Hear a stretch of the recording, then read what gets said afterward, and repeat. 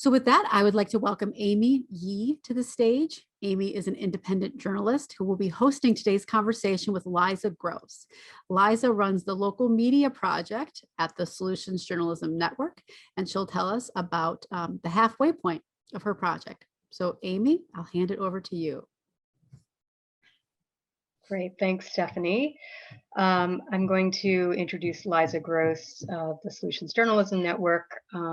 First, I'll just tell you who I am. I'm a journalist, primarily a writer. I have done a lot of solutions journalism. I have about 75 or more articles in the Solutions Journalism Network's tracker, and I've been doing it for a while.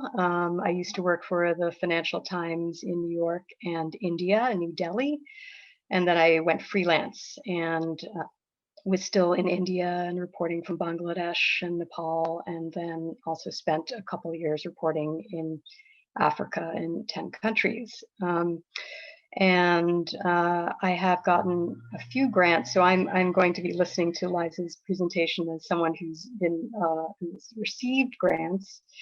I've gotten grants from Pulitzer Center and Economic Hardship Reporting Project and Solutions Journalism Network.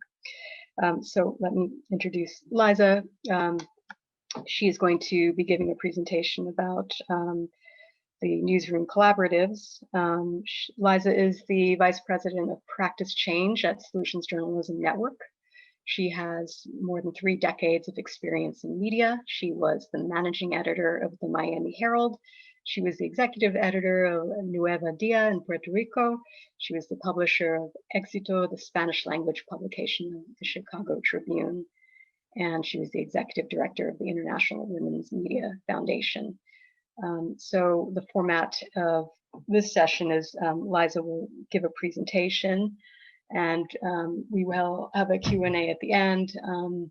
So do put your questions into the Q&A box.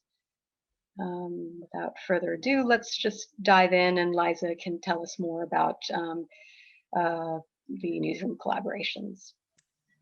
Thank you so much, Amy. And I must correct something you said. You've done a ton of outstanding solutions journalism, not just you've done a lot of solutions journalism. Great, great pieces. I recommend that all of you go to our story tracker and find Amy's pieces, because you'll really will enjoy them. Thank you, Stephanie. Thank you, Joe. Thank you, the entire team, Betsy, the entire team at the Center for Cooperative Media. It's so wonderful to be here again, and so wonderful that we can hold the summit again. I must apologize. The good news is that Mayor Ras Baraka here in Newark is replacing all our lead pipes, our lead water pipes. The bad news is that they are doing my block as we speak. So hopefully it won't interfere too much. I have like 5 closed doors in between me and the street.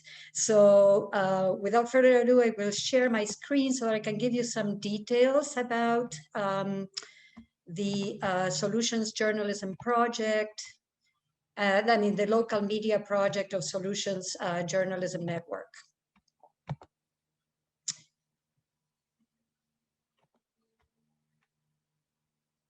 Okay, now slides for slideshow. Okay. I apologize. I don't normally use Google Slides, so I do not know how to do the entire screen. But I will proceed this way if it's okay with everyone. I just wanted to give you an overview of where we're at now with the Solutions, with the local media project. Of course, it's no secret for any of us. Yes? Liza, if you just click the present button in the upper right, you may have to move the Zoom window out of the way. Ah, probably it's that's not the yellow one, but the present one right next to it.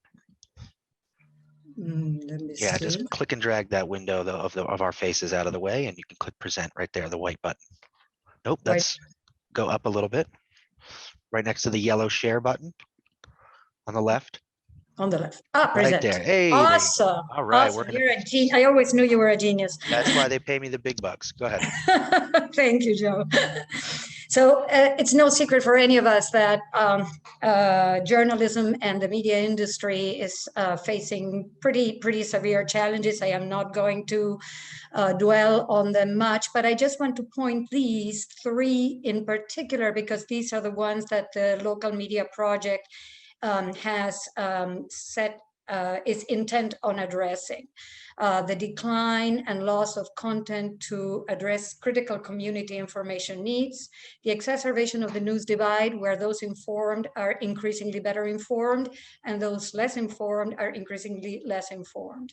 And also persistent uncertainty around the long-term financial sustainability. And this goes for any news endeavor, not just for legacy media, and even players that today think of themselves as pretty solid, like local TV, for example, local commercial TV, but also for digital startups and all other kinds of startups.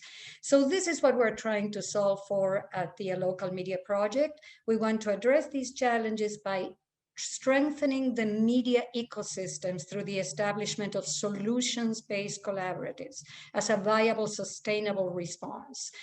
These collaboratives are meant to become a fixture of the landscape. I was hearing Sumi talk in the previous panel about how long should a collaborative last. Well, we hope that the ones that we're setting up will last forever.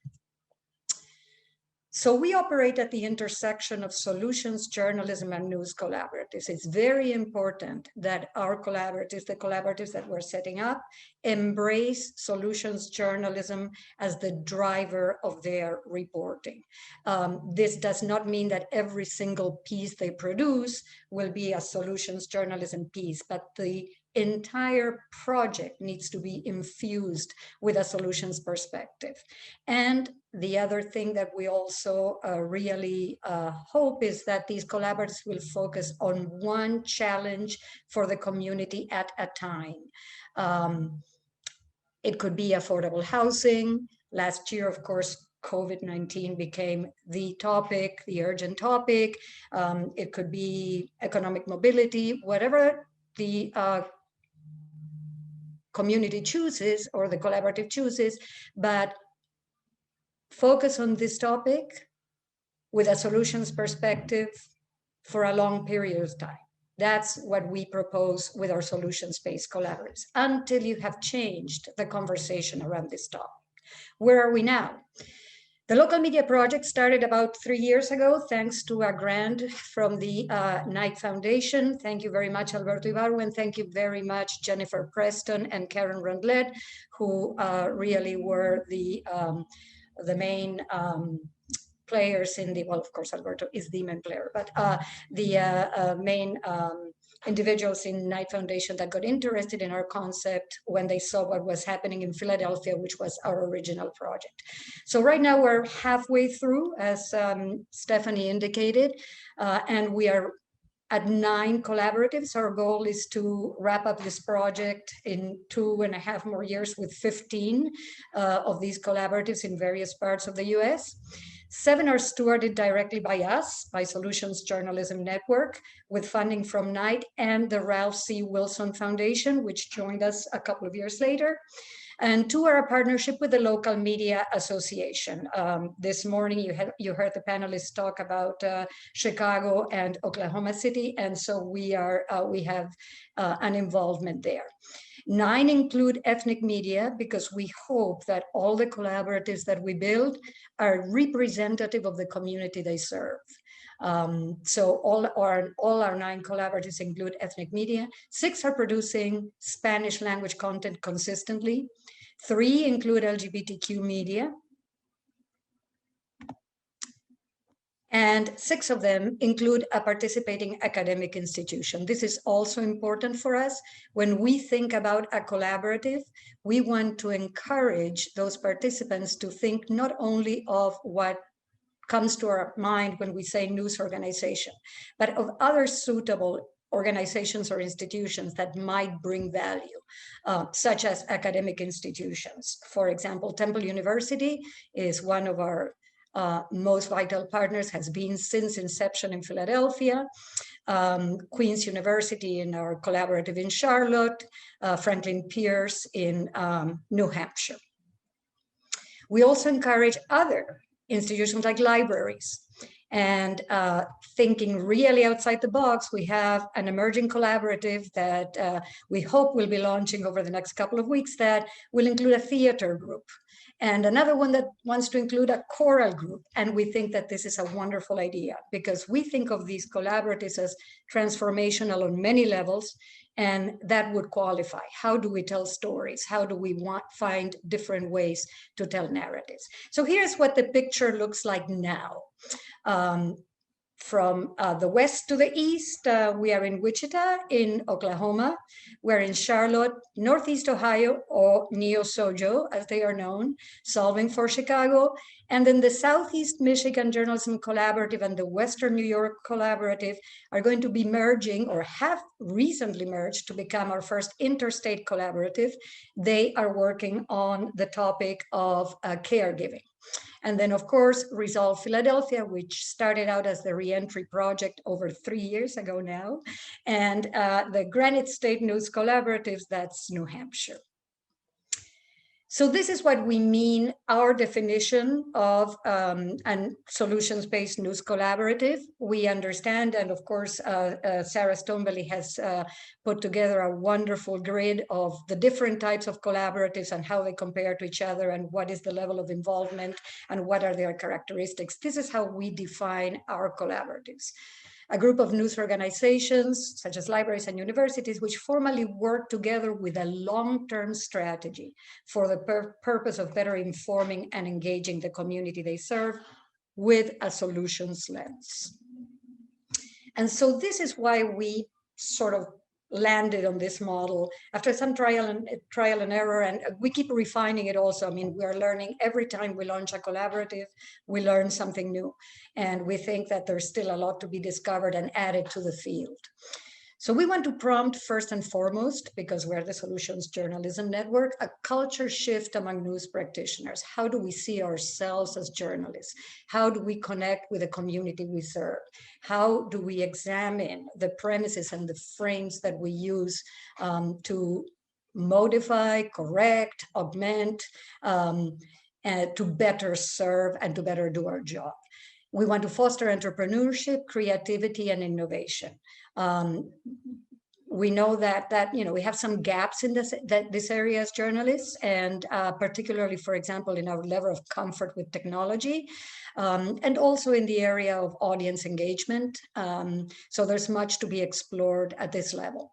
We also want our collaboratives to share best practices on everything that they do or explore over the course of their residency with us, which lasts 2 years, and then hopefully organically build up a collaborative of collaboratives. And to facilitate a new inclusive dialogue with audience.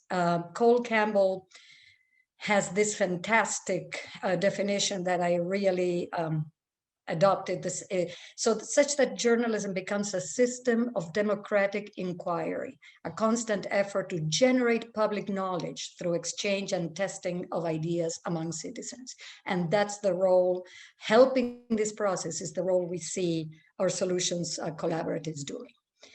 So these are some, we don't have a lot of requirements, but we do have some requirements for those participants or for those collaboratives, potential collaboratives that approach us to participate in the local media project. Of course, they must embrace solutions journalism. They must agree upon one topic for a while until they change the conversation around that topic, that they are satisfied that there's been some change. Set clear expectations for the participation among themselves. This is sort of a marriage, not a date. So like marriage, you don't say, okay, let's get married and then we'll see how it goes. No, first talk about it first, and then you launch yourself. Design processes and protocols. As journalists, we love the idea of, all right, let's do. We're so action oriented, but let's sit, let's think, and then we do. ensure diversity of representation. Some collaboratives or some potential collaboratives come to us and say, we have this and this and this. And so our question is, well, do you have that and that and that? Or have you approached this group or that group or this radio station or that newspaper? Develop an impact and metric strategy from the start, not as an add-on. This has to be part of the DNA of the project, so you can start measuring changes as you go. And in our collaboratives, participants keep their own statistics, but we ask them also to think of the metrics for the collaborative. What does success look like for that collaborative? And build a business strategy, of course, as well. As I say, the residency lasts 2 years. So in the second year, we work very hard to think about what would a sustainability strategy look like, which includes, of course, philanthropic dollars, but it must include other things. Philanthropy is not the only stream that will be able to sustain the work of journalism. And most importantly, these are the culture shift changes that we focus on. We want to establish a different way of relating to audiences, believing that so far we have been enemies in local media ecosystems, but we can be partners on certain things, particularly if it means addressing something that has been a chronic challenge for the community. And, you know, moving away from the mindset that real journalism is oppositional journalism. There is a place for that. There is a place for investigative reporting. Of course, we're certainly not saying that, but we're advocating for solutions journalism as a way to establish a dialogue and look for solutions and responses that are working. It is not puppies and kittens journalism. It is journalism that simply applies rigor to looking and analyzing responses in the same way that it analyzes problems. So here are some of the things that we have achieved to date. And later we will have our, I hope you will all attend, our graduation ceremony of our first cohort, where Philadelphia, New Hampshire, and Charlotte will be speaking at length and in detail about their own experiences. But here are some of the things that have emerged already. Our collaboratives have really scaled up the production of original local content on their chosen topics. The connection among participants has been incredibly strengthened. We have a lot of data to this effect. Creative innovation and knowledge sharing, and it could range from learning to use Slack to writing your own algorithms.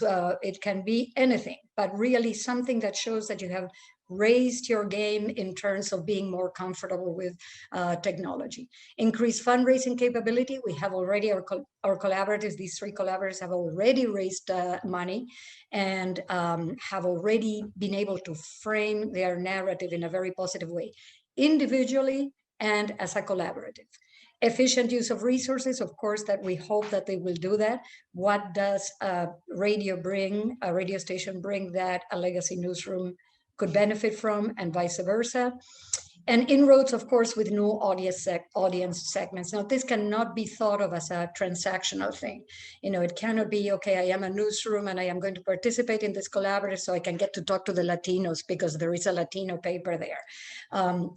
It cannot be a transactional relationship. You have to want to be there, and you have to want to change the way you speak to this community or to others that you have not connected to. Beyond that, you know, the broader picture for us, of course, the collaborators are labs, if you will, or tests.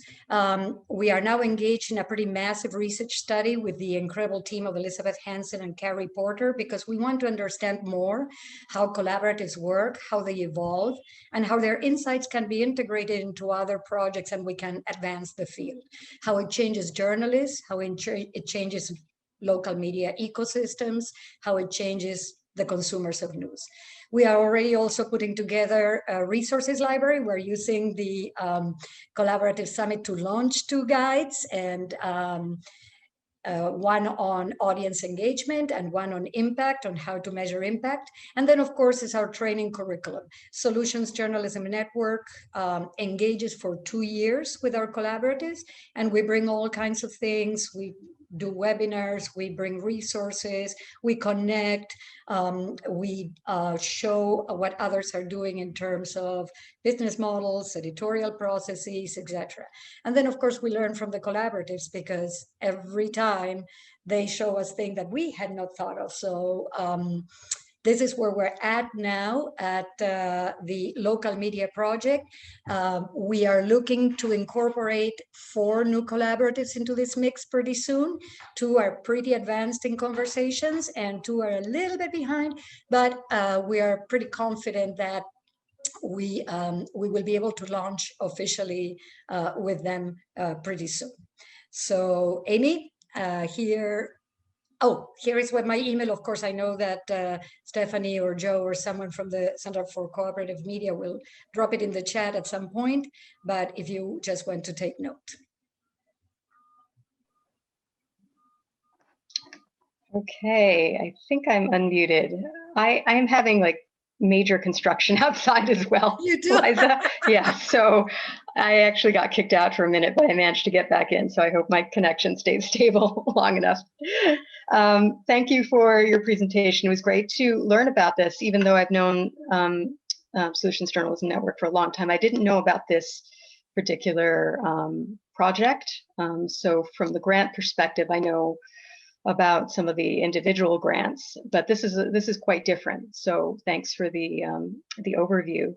I will ask some questions for a bit, and then we'll open it up to Q&A. But I would love for you, if you could give some more detail.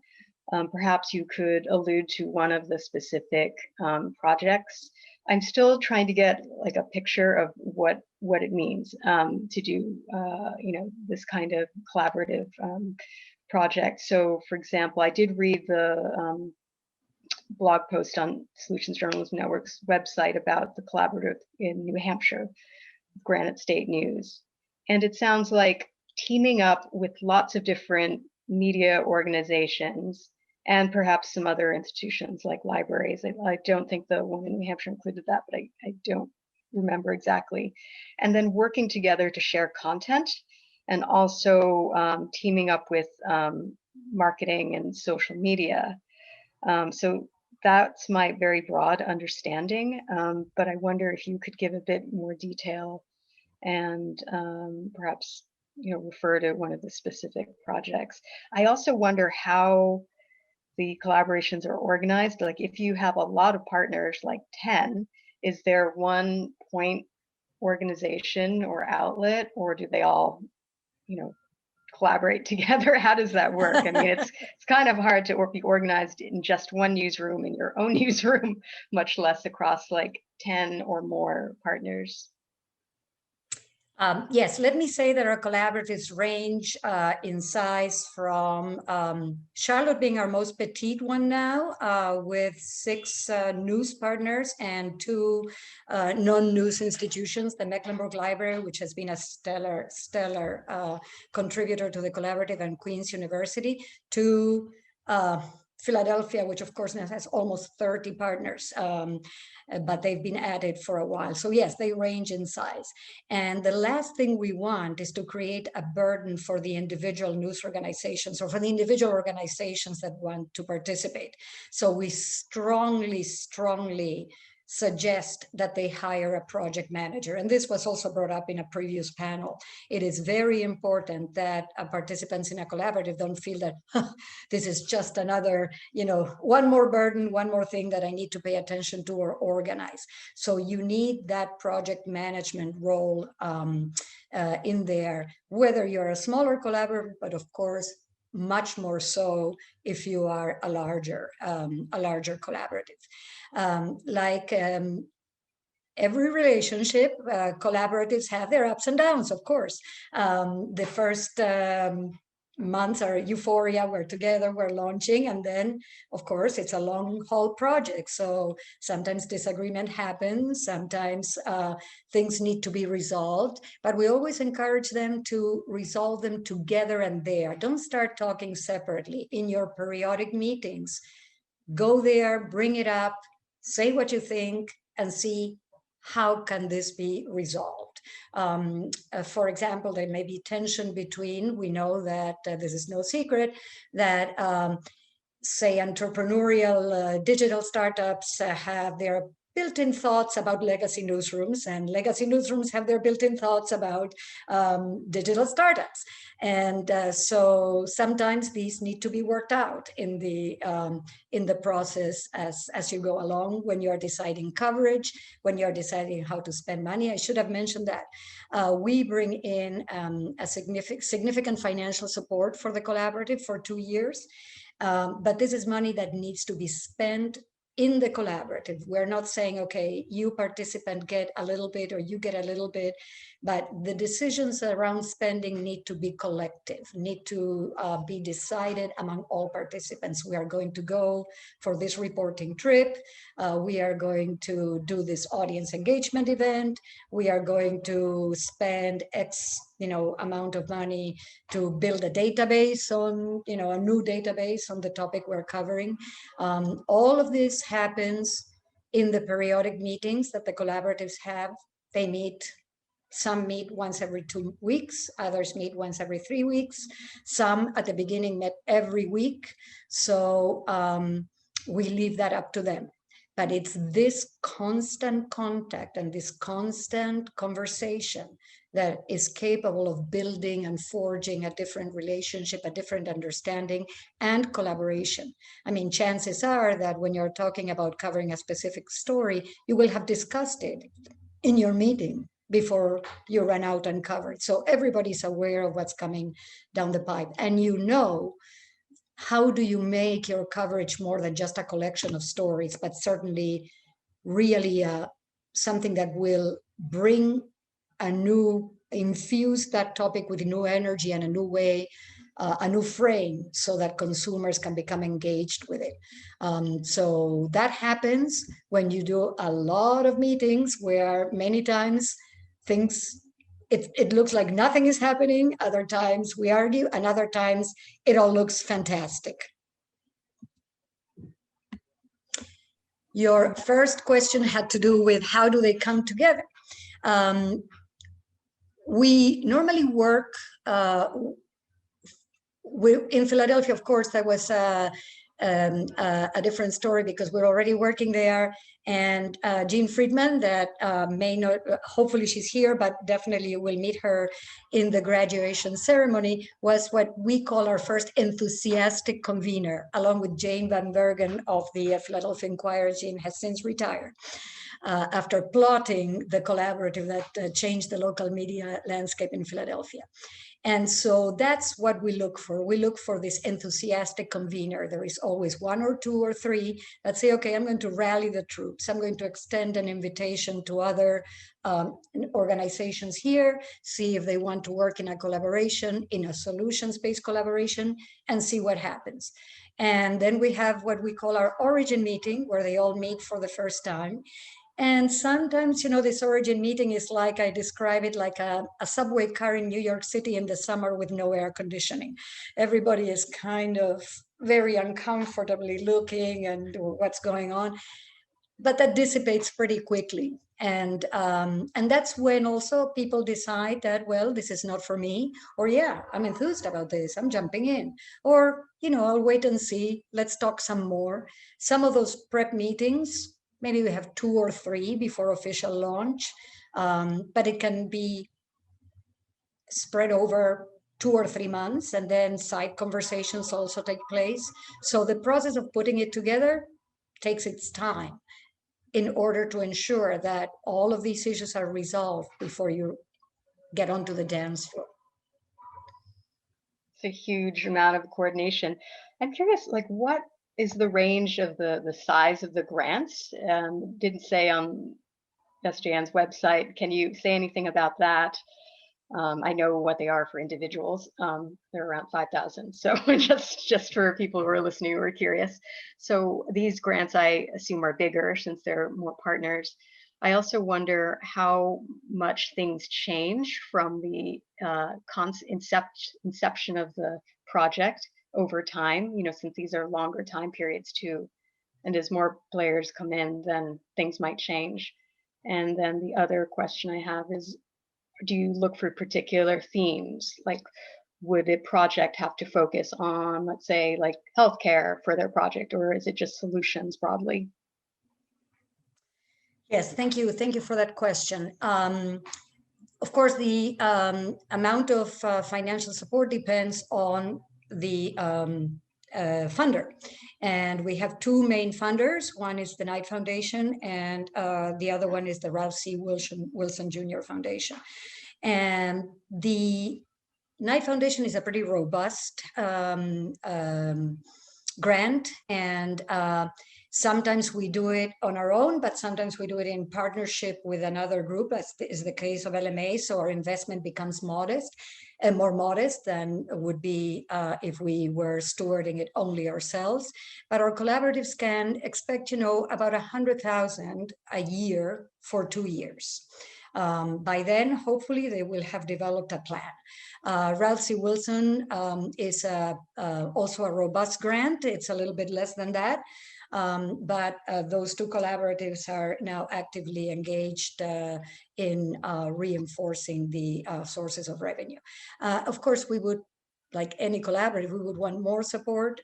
We definitely are encouraged by some of the very, very staunch support that we've gotten from some place-based foundations. Shout out to Courtney Benson in the Wichita Community Foundation, to Michael Murphy, the Cleveland Foundation. They have supported, for example, the role of project manager, underwritten that, or underwritten Report for America Reporter. So we get also those types of support. And of course, another shout out to Charles Thomas, the Knight person in Charlotte, who has introduced us to numerous potential place-based funders. So the theme of the project depends on what the funders are looking for at that time. Yes and no. The issue, Ralph C. Wilson, for example, let me take that case. One of its areas of interest is elder caregiving. And so we presented the idea to Western New York outlets. Would you be interested in reporting on this? We actually did a pilot program with Mike Killian at the Democrat and Chronicle in Rochester, and the results were so excellent that we forged on with the Western New York Collaborative. And we found that that topic immediately resonated with the journalists, both there and in Southeast Michigan, where Karen Magnuson, my colleague, launched the second collaborative. And now, of course, it's only one. It's the Interstate Collaborative. Many of those journalists were caregivers themselves. So it was a topic that resonated. What we want of the topic is that the collaborative should choose something that is relevant to the community, that is well-known, that has afflicted the community for a long time, and has been described using the same frame, and without adding new information and without any attempt to engage the community.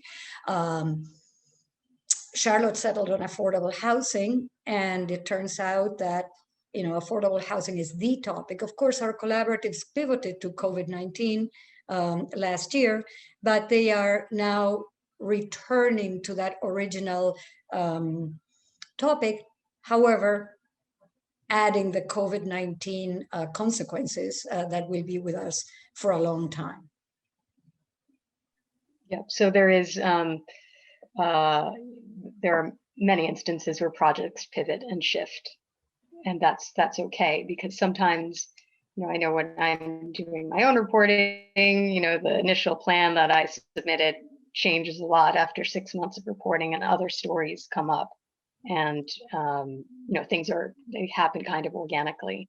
So it's from the grantee's perspective, it's great when the grant can be kind of flexible. Once you've settled on the topic and the more expertise you gain on this topic, the more strands you find, the more paths you find for things you didn't know about and that you can continue to explore, and the more passionate you become around that topic. I don't want to speak for our collaboratives, but I can say that I am sure that the Charlotte participants know a heck of a lot more about affordable housing now than they did a year and a half before, and particularly about responses around the issues of affordable housing. So the broad topic needs to stay. However, you will discover all kinds of aspects that you can mine over the course of your reporting. And why do we insist on one topic that is relevant to the community? Because it's much easier to measure results. It's much easier to see how the conversation has moved. Are you better informed now around issues of affordable housing than you were before you heard about the CJC, the Charlotte Journalism Collaborative? Are you better informed now around issues of poverty and social mobility in Philadelphia than you were before you became acquainted with Resolve? I should say also that audience engagement is an integral part of the work of these collaboratives. So you not only produce the stories, but you're actively bringing them to your audiences. In conversations. Of course, it was much more difficult during COVID. Now that we're sort of getting back to normal, in-person activities may resume. But here is where, for example, the libraries can play a pivotal role as conveners. The universities, the academic institutions, the students, Temple students have really been fantastic, and Franklin Pierce students have really been fantastic in terms of embracing solutions journalism and giving it currency and putting it out in the conversation, in the community conversation. Yeah, for universities, is that their main role as events and forum for different kinds of events and engagement, or did they ever help with content? Oh, no, they help with content too. Students can submit their stories, absolutely. Right, and perhaps universities have access to databases or information resources and things like that. You know, well, and they also have their own platforms that are, of course, well established and respected. Of course. And they also know what universities, in the case of Charlotte, it's the library that does it, but universities typically step up in the collaboratives to curate and manage the common website of the collaboratives, and that is a huge help. Again, in the spirit of not burdening individual participants, but making it as easy as possible and distributing the load. Yeah, and as part of the process, how do you get feedback from the participants in the project? Like something that I wish that grant givers would do is get feedback from the reporters who got the grants about hiccups and things that could be improved. I mean, it seems pretty obvious to me, and we're never really asked to give feedback on how everything went, which is curious since we're the ones who are like on the front lines, you know, getting these stories in far-flung places. So, I mean, it just seems very logical that, you know, to improve the process, they should get some feedback from us. Do you get feedback from the participants during this process?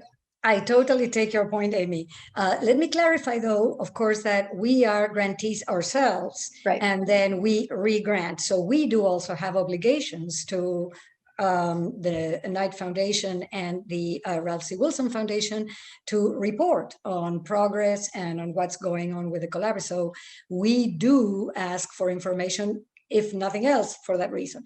But we are maniacally interested in what's happening to these collaborators because we want to understand whether this model, how useful this model is and how it can help a community and how it can revitalize and strengthen a local media ecosystem.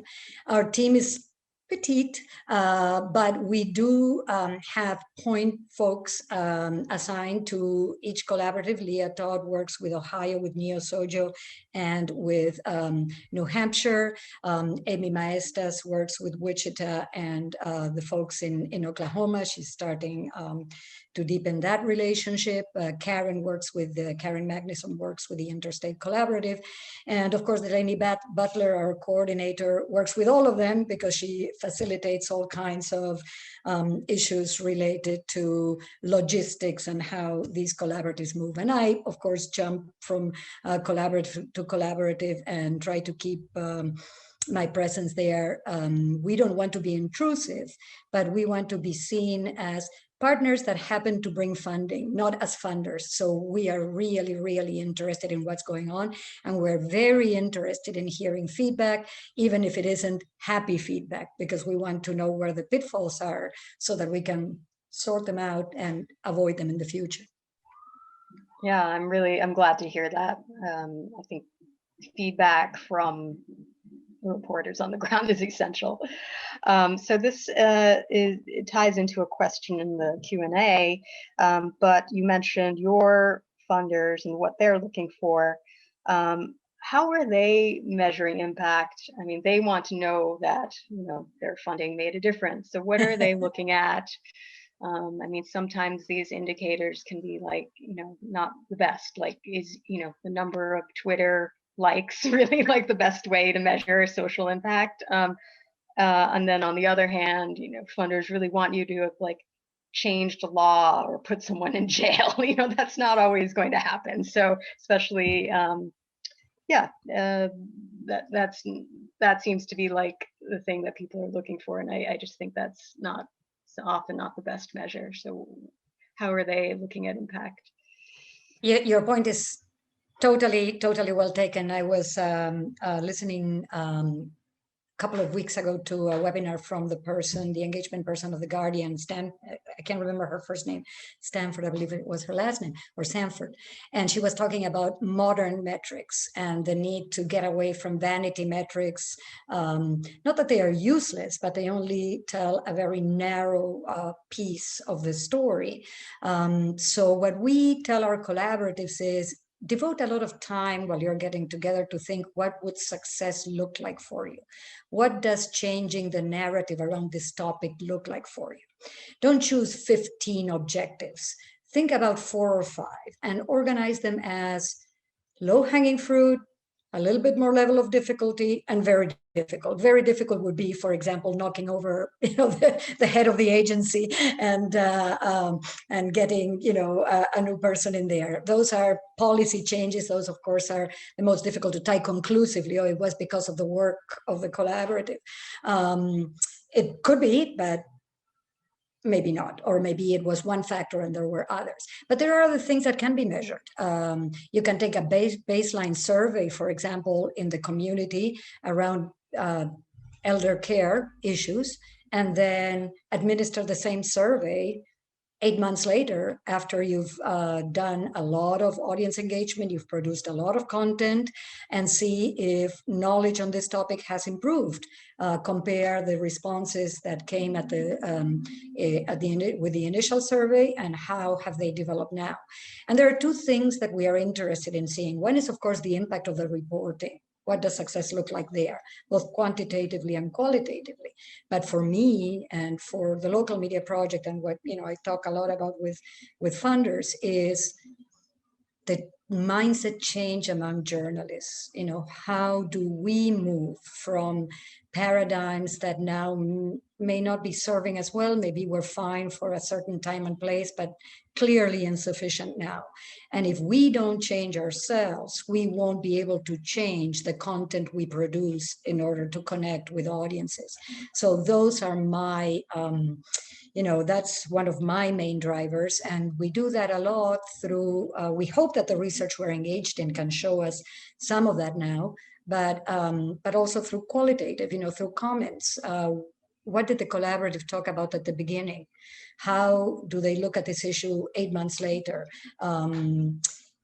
Any serendipitous comment by some participants saying, you know, I'm glad I'm in this collaborative because I got to meet folks from newsrooms that I would have never met before, and I'm glad I do it. These are gold for us because they indicate that there is a change in an attitudinal change in the way we think of ourselves as journalists, who we think are our peers, who we value, how the information flow in the community goes. Those are the things that we look at. Is there a way for potential grantees to look at successful proposals, or maybe not the raw proposal, but like, you know, the outcome? I did read a couple blog posts on SJN's website that gives some detail, but you know, it can be intimidating for people who are trying to write a grant for like $200,000, how to set up all these indicators and the part, you know, it's a big project. So, you know, what do you suggest for people who are interested in writing a really, you know, a successful grant? Yeah. First, let me clarify that even though, of course, we talk about a residency of 2 years, the grant is year over year. So you need to fulfill, you know, certain requirements in year one in order to go over to year two. Again, because we need to account to our funders for how we're spending that money. So we need to make sure that it's spent down the first year correctly so that we can move on. There is a collaborative playbook that I wrote chronicling the experience of Philadelphia. Its first project, the reentry project, which took about 1.5 years and was, of course, the first big collaborative. 14 news organizations and Temple launched that project, and lots of detail in there about the different stages of what the collaborative went through and how they were able to jump from one level to the next and to the next and to the next. What we suggest to folks that are interested in launching a collaborative is get in touch with us. And we can have a preliminary conversation, and then you can start structuring your proposal. We can share with you some of the proposals. We always ask permission of the collaborative whose proposal we're sharing, but the first step is for you to really meet with us, tell us what you want to do, see if this is for you. It is a heavy lift, as Nick was saying, as the Word in Black folks were saying, it is heavy work, it is a commitment, but we are confident also that you see really remarkable results. So that's why we continue to try and create these collaboratives, and we learn along the way. But get in touch with us. My email has been posted, I think. You can also write to Delaney@solutionsjournalism.org, or to any other member of the team. Everybody's featured in a Solutions Journalism Network's website. But please go ahead and read. Also, we have several posts on Medium. You can check out the websites of the various collaboratives and see if this is for you. See if this is something you might want to explore and move forward with. Yeah, that's great. I also think it's fantastic that you're doing a lot with ethnic media and media in other languages, whether, you know, I think there were 6 in Spanish, and I wonder about outreach to try to reach beyond some of like the bigger ethnic media outlets to some smaller ones. I mean, I rarely see support for like Asian language media outlets, and that's very necessary because it's extremely difficult to get anything in mainstream media about Asians or Asian Americans. I know that from my own experience. It's easier to get a story from like Ethiopia into a mainstream outlet than a story about Asian Americans. So how about other ethnic media and other language media? Yes, and two points on this. First of all, I get hives when a group comes to me with an idea for a collaborative, and they say, well, we'll have the anchor legacy media outlet. No, we don't want anchors. This is not a mall. We don't want Macy's and all the small. Everybody is equal in this collaborative, and we have quote unquote legacy media that does outstanding work like this and has understood this. Shout out to Sherry Chisholm Hall in Charlotte and to Mike Killian in Rochester, for example, perfect examples of legacy media that is a fantastic contributor and understands the importance of what real diversity is and everybody at the table talking and having a voice. Our most diverse collaborative is Neo Sojo, and there are sometimes very spirited discussions there. But this is what we want, because this is what the local media ecosystem is now. And we have hyperlocals in Ohio. Rich Weiss, for example, represents some of those outlets, to LGBTQ outlets, to a Lebanese outlet. So everybody has a chance to talk. Now, also to the point that you raised, Amy, sometimes it's difficult to convince ethnic media to participate, because historically they know that this has not been a good deal for them, because the attitude has always been extractive. Okay, let me just go get what I can from that Korean daily and then run and do the story with no thought to, this is my partner and we're going to do the story jointly. Marina alluded to the fixer, yes, in the panel, in the previous panel. It was a similar role, it's not a fixer. This was in many cases someone who had a story to tell about his own country or her own country, and a lot to, to contribute, but it was always seen in a sort of, asymmetrical power dynamic. So our collaboratives really strive to be a place for democratic discourse and discussion. And if you don't have, when you come to us pitching a collaborative, a representative group of our community, we ask you to go and get some and then come back. Yeah, so there have been examples of, I would love to see some of the smaller hyperlocal media organizations I've seen. Like there's a bilingual Chinese newspaper in Boston. It's called Sampan. It would be great if they collaborated with one of the big media outlets like the Boston Globe or WBUR or something that, they rarely have stories about the Asian community. So I can see though that it would be, there might be some dynamics there with a local ethnic media organization partnering with the big, regional outlet. So, I just hope that there's some way that these collaborations can exist. Those small media outlets are struggling. I don't know how they are keeping afloat. I'm really happy they are. So anything to help them is a positive thing. Just another question about challenges or failures that you've seen, or problems that have come up, or are there some common pitfalls? Sure. As in every relationship, sometimes things don't go well, and there are disagreements, and there are misunderstandings, and so those need to be sorted out. But of course, while they are sorted out, it means like a couple of months of very tense meetings where it feels, oh my goodness, this project is going overboard and nothing can save it, or we're not making progress, or we should be at this level and we are not, or this person is disruptive. And we have had very, very few defections once you decided you want to be there, and that goes for every participant, from the most powerful legacy newsroom to the most humble hyperlocal. You have to want to be there. So once you've made that decision, we have a good track record of people staying.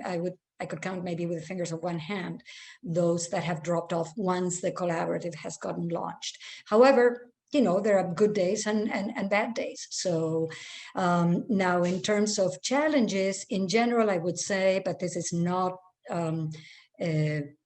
particular to collaboratives, we need to ratchet up our level of familiarity and comfort with technical tools and see how to integrate them in our daily routine, and understand that there are narrative forms, particularly for us who come from a newspaper background, that the word is on paper is not the only way to tell a story. Visual storytelling, there are many other ways of exploring how to tell a story. And what's more important, there are certain communities or certain groups within your community that connect better with those different forms of storytelling, not with the traditional income paper. Okay, I think we are running short on time. I have 2 different times on my computer and my phone, so I'm not sure what time it is. Plus, I have loud sawing happening outside my door. But I think we're coming up on our time. This has been great, and I hope it's been helpful for the listeners. And thank you, Liza, very much. Is there anything else you want to add in our last few minutes? Anything that, there's a lot to say, but anything else? Thank you, Amy. Thank you for taking the time to have this chat with me and allow me to talk a little bit about a topic that's very near and dear to my heart and to my team's heart. We are all very committed. We live and breathe collaboratives. I see a couple of questions in the chat talking about, are we looking for projects? We do have a few slots open still. And of course, the conversations, the ongoing conversations may not pan out eventually. We've had experiences where we've talked to a group for months, and then in the end it fizzled out. And so we never say we are officially launched until we're officially launched. So we're always still looking for more participants, and my hope is to continue to raise money to keep this project going. But beyond that, we do have some availability with this current round of funding. How long does it take to hear back? Like, is it a rolling deadline for the application? And then, does it typically take a couple months to hear back? I mean, sometimes projects are time sensitive. That's why when I'm looking at grant guidelines, I'm like, is it going to take 2 months to hear back, or is it going to take 5 days? And so there is that difference. So thank you, Pulitzer Center, for getting back to us within 3 days. And then others take 2 months. So how long does it usually take for you? Well, of course, when we got launched, we had this fantasy that we would be always methodically organized, and we would have a cohort of 3 and then a cohort of 3, and we would have a rolling, but it did not turn out that way. The conversation process always involves the participating collaborative. Once some details are sorted out, the project goes pretty quick, but I have to say the onus is on the collaborative.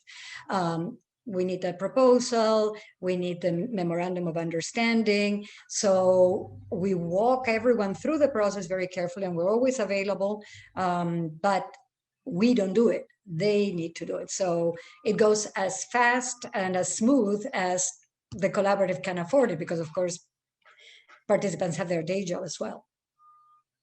Yeah. Well, thanks so much. I think there's going to be a graduation ceremony with some of the grantees later, if people want to tune in and hear more details about those projects. And just my parting thought, it would be great if there was some kind of help with potential grantees to get them ready, perhaps from past grantees.